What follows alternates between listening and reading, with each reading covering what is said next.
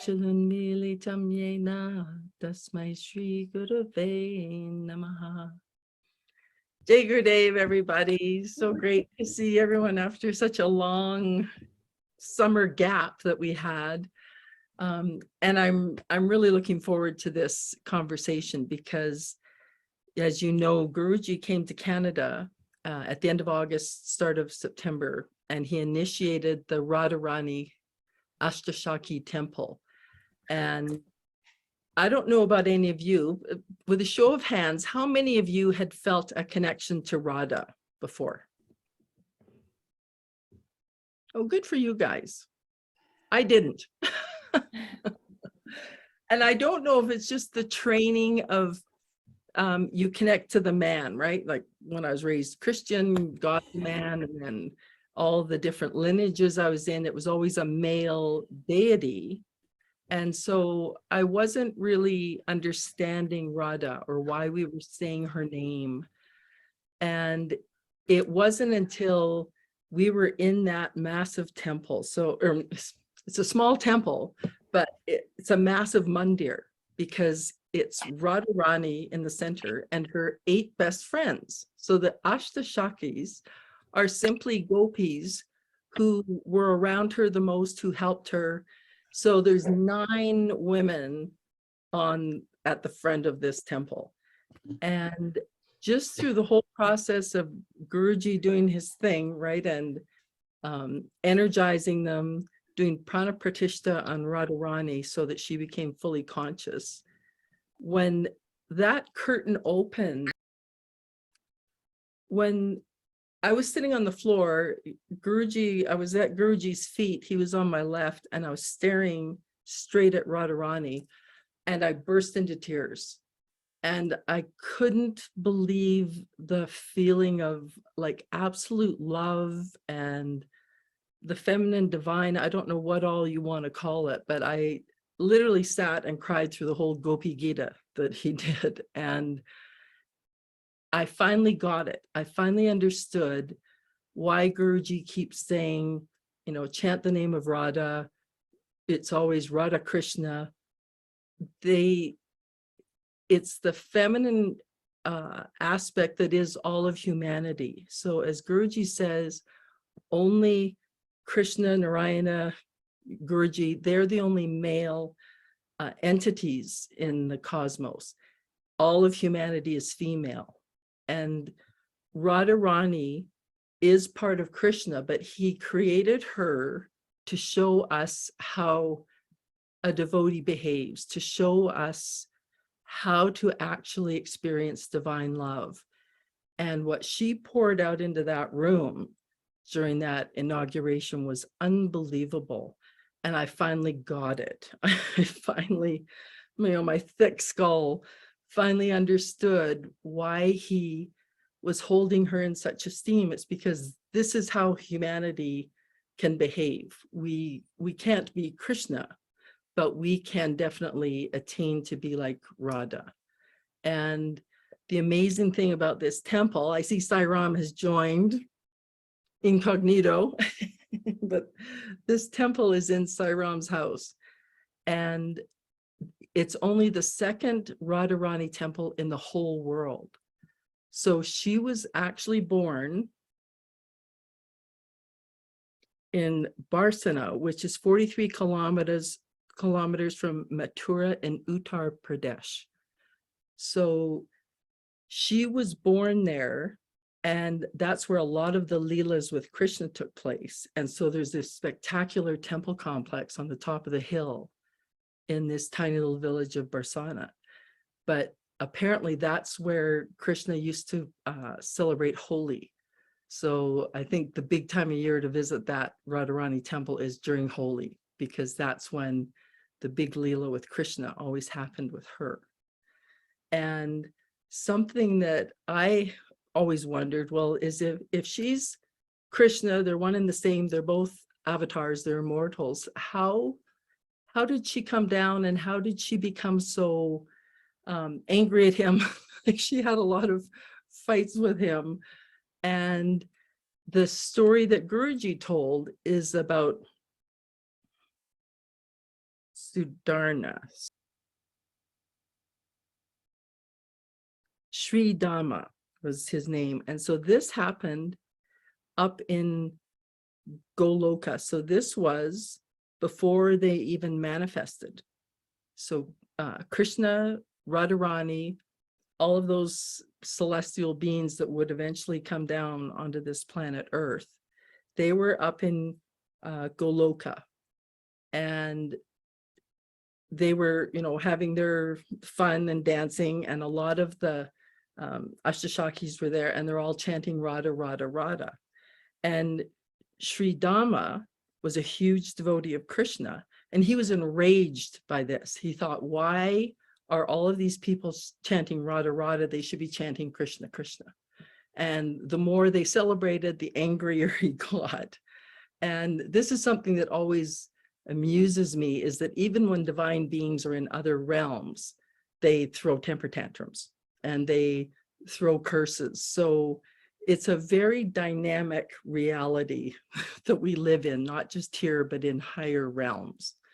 So Sri Dhamma just kept getting angry and angry, and he finally started shaking people and saying, why are you chanting Radha, Radha? You should be chanting Krishna. And they just ignored him, and they kept blissfully chanting Radha. And he said, no, she's Maya. You're being deluded. You can't just keep chanting her name. And he said, look, there's a butterfly. Try chanting Radha at the butterfly. And so they did, and the butterfly burst into flames and died. And then a bird came by, and he said, chant Radha at the bird. So they chanted Radha, Radha, Radha, and the bird burst into flames and died. And then this sweet little girl came up, and she said, chant Radha, Radha, Radha. And everyone freaked, because they just witnessed what had happened with the butterfly and the bird. And they thought, no way are we going to kill this little girl. So they stopped, and then they started to doubt why they were even chanting Radha's name. And this huge argument ensued. And Krishna didn't want to get in the middle of it, because, as Guruji said, Sri Dhamma was a bhakta, so Krishna loved him, but Radharani is prem, so she's the ultimate love, and he couldn't, argue with her. So he left. He said, I can't get in the middle of this. You have to sort it out. So he went into his abode, and he told Sri Dhamma to go guard the door. And so as soon as Krishna got inside, he mentally called Radha. And this is a key point, because this is what Guruji is pushing all of us to do. He wants us all to hear him inside.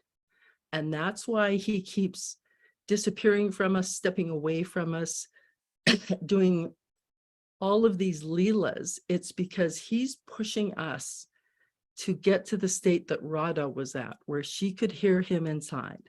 So when he called her, he didn't need to text, he didn't need to email. He just thought of her, and she knew he was calling. So he called her, and she came running.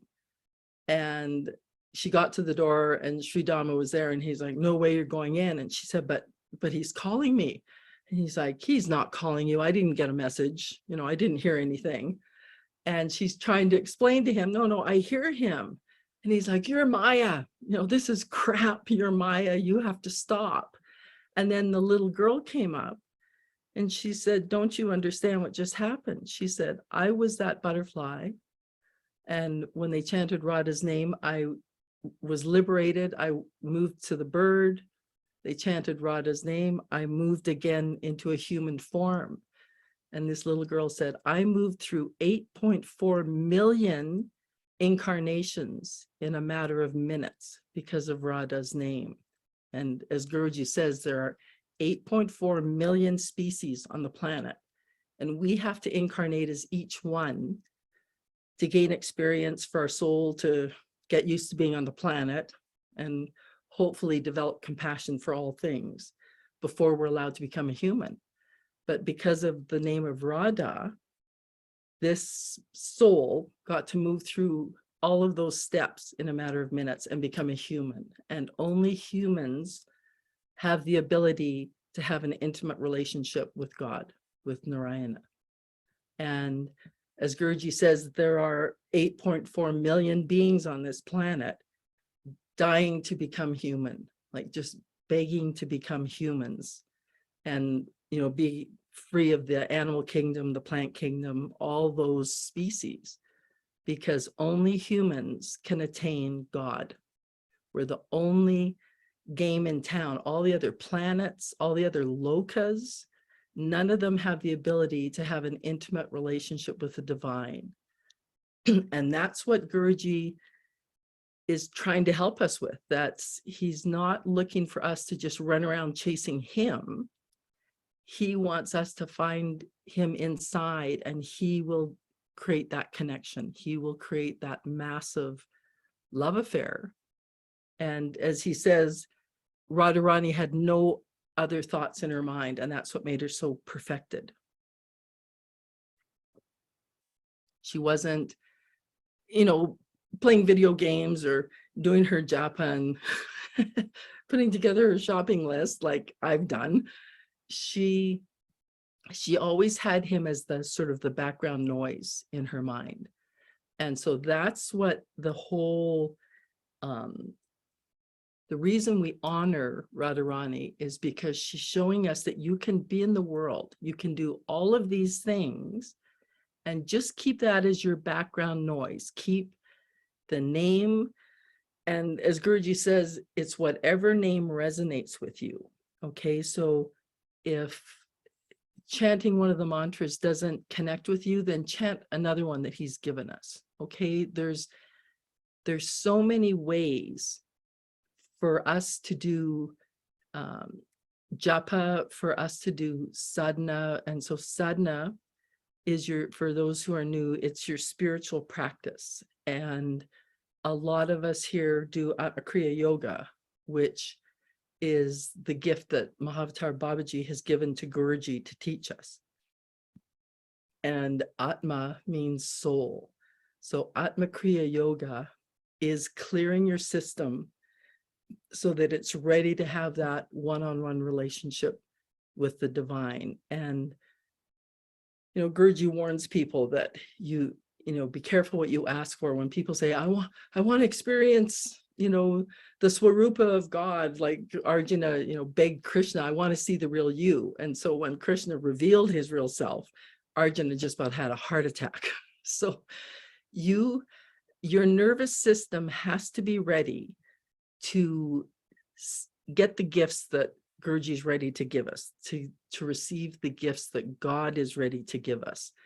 And it's hard to comprehend what that purification looks like, because I remember way back when I learned my first Kriya, which was Paramahamsa Yogananda's Kriya, back in the 90s in California.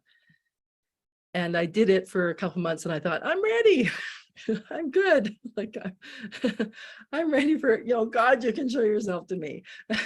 And then every step on the path that I took got harder and harder, and I realized I wasn't ready for anything, right? So these steps are very gentle steps. They're very balanced, and they let you move in a way that your body and your mind and your soul can cope with, because some of these jolts can be really nerve-wracking, and you'll hear how all of a sudden everybody who's attended Navaratri, for instance, all of a sudden gets sick, and it's because a purification has happened.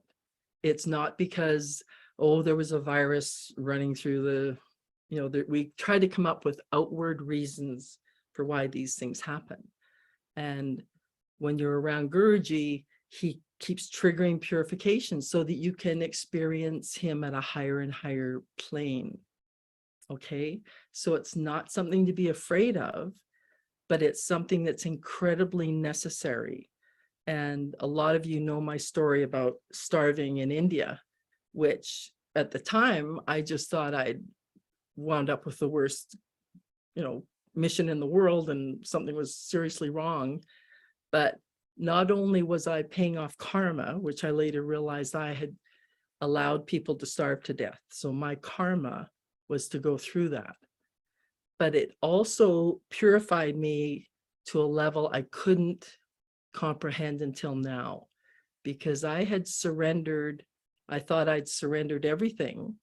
Guruji talks about Sharanagati, and I had surrendered physical things. So I had given away all my outward things, my stuff, and moved to India and said goodbye to my family and let them know that I wasn't sure if I would even stay connected to them.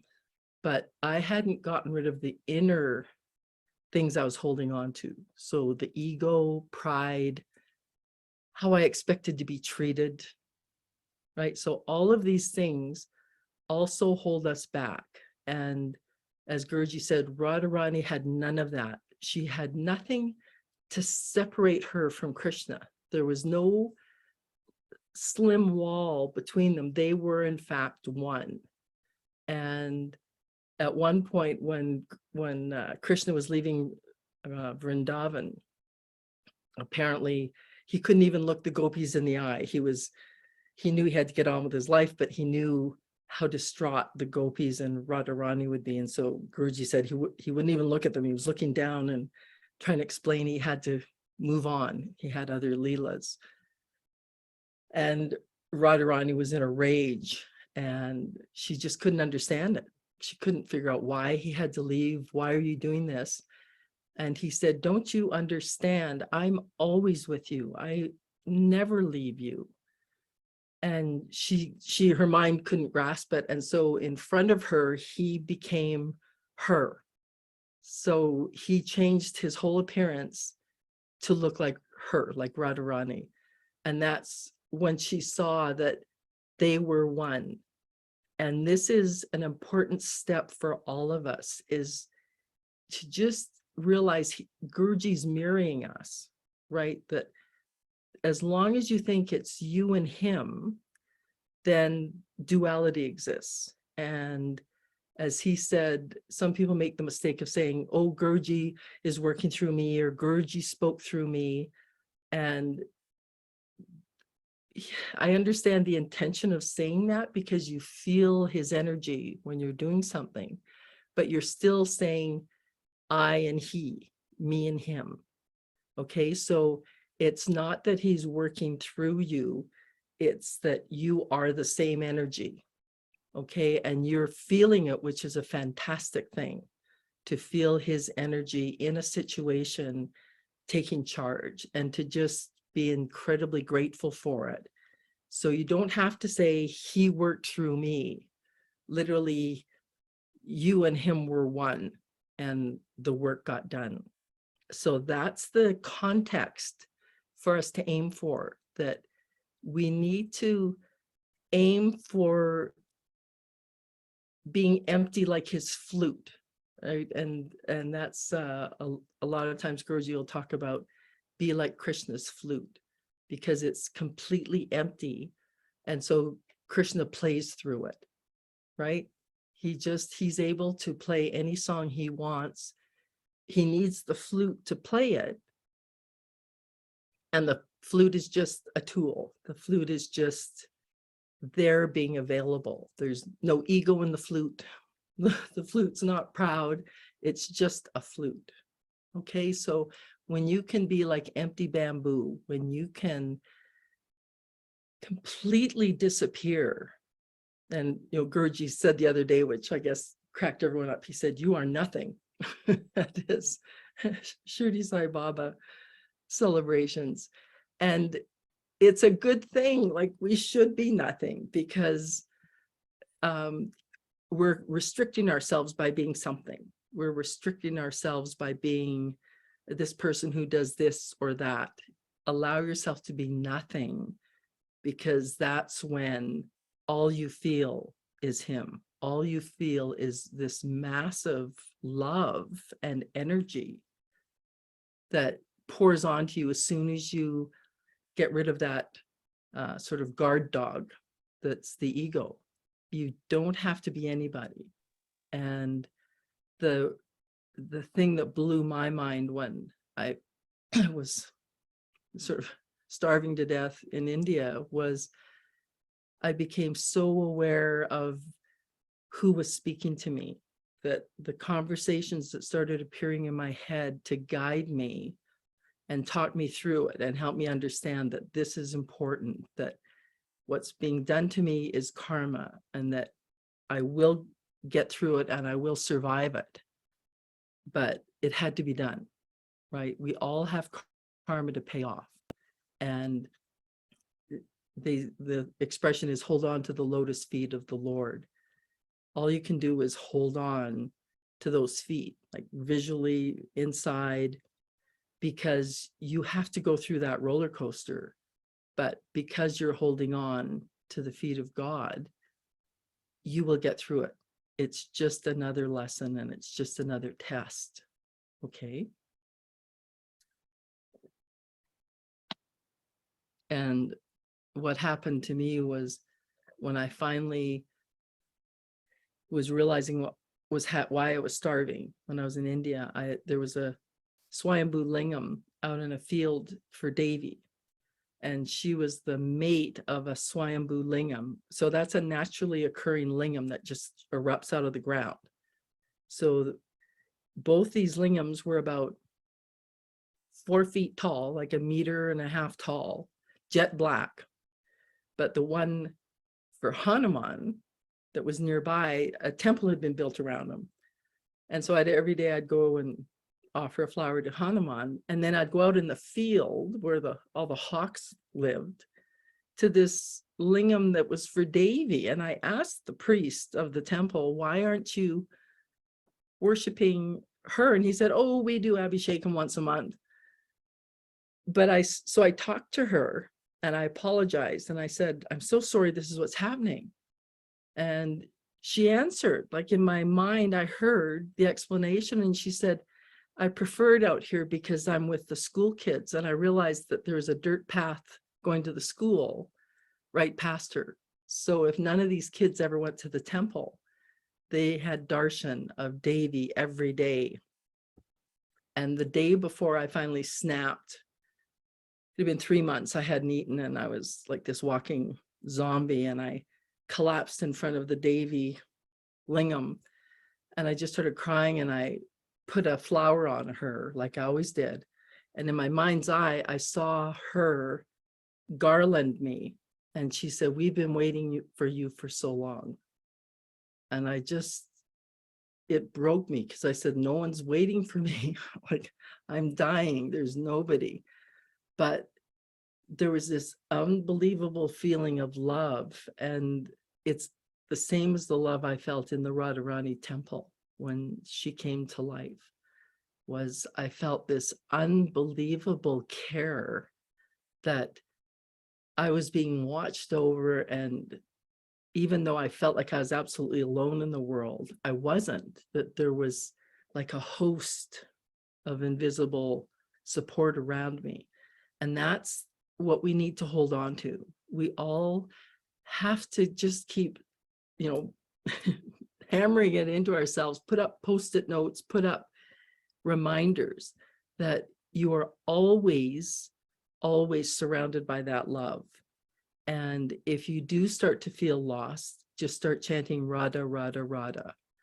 And like when Guruji sings Sri Radhe, like he does at a lot of the darshans, he said, put your hand on your heart, because that's where that's where the vibration happens. When you're chanting Radhe, Radhe, Radhe, it's an Anahata chakra. It's the heart chakra that starts vibrating when you say her name.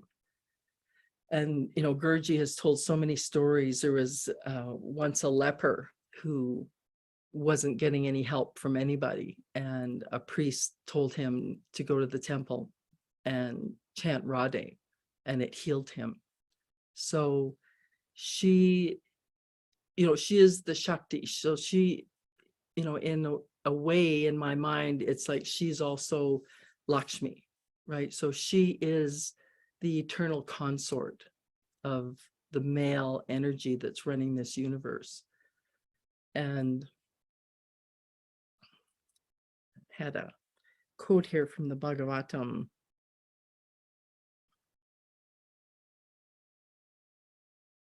Yeah, so Guruji says, when you chant Radha's name, it reflects upon your Anahata chakra, the heart chakra. And it is only when that heart longs for the Lord that he can reveal himself. And we have to really ask Radha for that grace so that she awakens inside us and that she graces each one of us to long for him. And as he said, Radha's a tricky one to understand because some of the lineages in Hinduism don't even recognize her because she's not mentioned in Shastras. But as Guruji says, when you look at her life, she never married Krishna. And when that Leela happened with Sri Dhamma, when he was cursing her and cursing people who were chanting her name in Goloka, he cursed her and said, you will have to incarnate on earth for 100 years and be unaware of who you are and your connection to Krishna. And so it seems like another one of those, oh my God, another curse.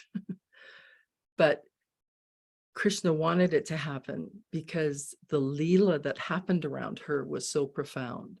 He wanted to come down and show people his extreme love for bhaktas, his extreme love for devotees. And as he says, you know, Krishna bows down to the feet of devotees, and normally it's devotees bow down to the Lord. But Guruji says the same thing. He says, we come for the devotees, we come for the bhaktas. And if it wasn't for bhaktas, there would be no avatars. So you are nothing, and yet you are everything. Okay, so remember that the whole reason that, in our case, our Guruji has come down is because of us, that there are enough of us wanting to love the Lord, wanting to just immerse ourselves in that divine relationship, and that's why he's come. So be nothing, but also allow yourself to be everything. And when Guruji talks about Radharani's life after Krishna left, he said that her longing just grew and grew and grew to the point of just overwhelming her. And that's what he wants from us, right? Like I go through phases of years before I'm in his physical presence. And in that space, when I'm not around him, he becomes overwhelming, like the feeling of love for him. It's almost to the point where when he did show up in person in Toronto, it was like, oh, hey, it's you. Because the physical form almost isn't as important anymore as the feeling I have in my heart, because that's the one that talks to me every day and tells me what to do. And so when I did see him, he just burst out laughing and gave me a big hug, right? Because he knew that I was getting there, that I didn't need him messaging me or phoning me, that I felt him all the time. And every once in a while, there was some little plays that happened in the week that he was in Toronto. But basically, I just knew I had to be of service to the devotees who were coming, because there were so many who were new, so many people who didn't know what was going on, that I realized my seva was to talk to people and to help them and be with them. So I really wasn't around Guruji much, except I delivered socks one day. And, you know, there was garlands. There was this unbelievable team of women sewing garlands, because it was 3 big events and $3,000 worth of flowers. And the night before the inauguration, which was the last event, we had to make 30 garlands. And so we were just sitting in the temple sewing till like 2 a.m. And I see some nods of women that were there. And the joy was incredible. It was just, the seva had become more fun than the event in my heart, because I could feel Radha in all of us that were working, right? That was the amazing switch that happened, is we were all there to serve Guruji, but we had all become best friends. And that's the magic of Radha, is the Sangha becomes your best friend. We were driving somewhere running errands, and we stopped at a gas station, and the young man who was, it was a full service, so he was putting gas in, and he saw the Krishna on the dashboard, and he almost burst into tears. He said, I've just moved here from India and I've been looking for a temple. Is there a temple? And we said, well, it's just opening. And it's right down the street. So as Guruji says, when you become that divine love, then it just shines out of you, right? And people see it, people spot it, and life becomes effortless because you don't really have to do anything. You just keep, like they talk about humility, and humility is basically thinking of yourself less. So you just have to shift your perspective. When you walk into a room, look around, say, who needs some help here?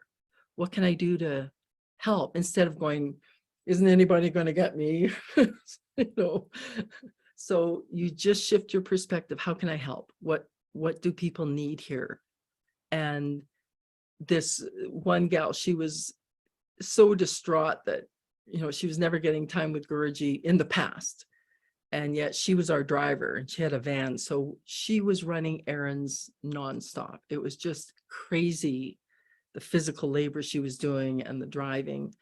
And the first night we were all in the temple, Guruji had arrived from the airport, and he was sort of looking around, and then he made a beeline for her and walked up to her, and she just about fainted, and she handed him a present she'd brought, and he spoke really sweetly to her, and I could see her almost just like shaking apart because she had been working so hard for so long and had always felt ignored, I think would be the word for it. And so you're not ignored, you're being watched. And if your focus is, how can I be of service?